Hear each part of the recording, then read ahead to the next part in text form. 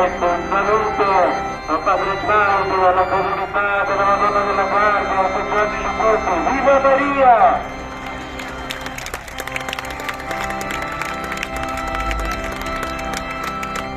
A risolvere questi problemi che ci affliggono. E noi siamo qui, ognuno di noi carico di tante problematiche che non sappiamo a chi portarle, ma adesso c'è la Madonna Santissima che ci accoglie.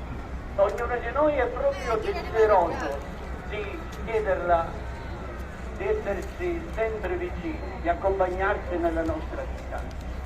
Abbiamo accolto con gioia questa visita della Madonna e noi sappiamo che cosa è avvenuto quando Maria Santissima è andata a trovare la sua cugina Elisabetta, come quel bambino le sussultò nel grembo, cioè diede segno di vita, di presenza, di collaborazione.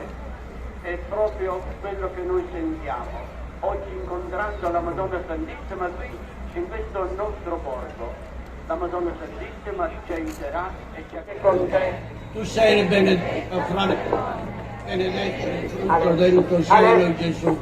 Santa Maria, Madre di Dio, prega per noi peccatori, adesso e nell'ora della nostra morte. Amen. Gina, Madre di misericordia, vita, dolcezza, speranza nostra, salve.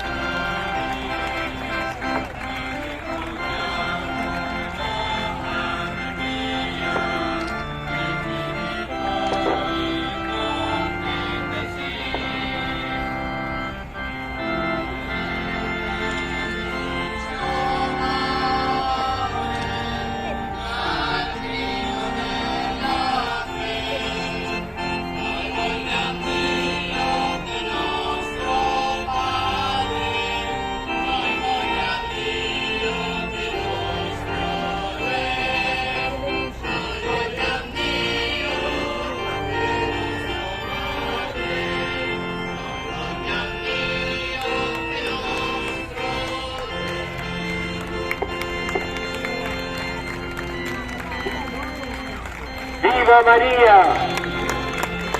Salutiamo la Madonna ancora con un applauso. Viva Maria! Ecco, anche con il saluto del cagnolino.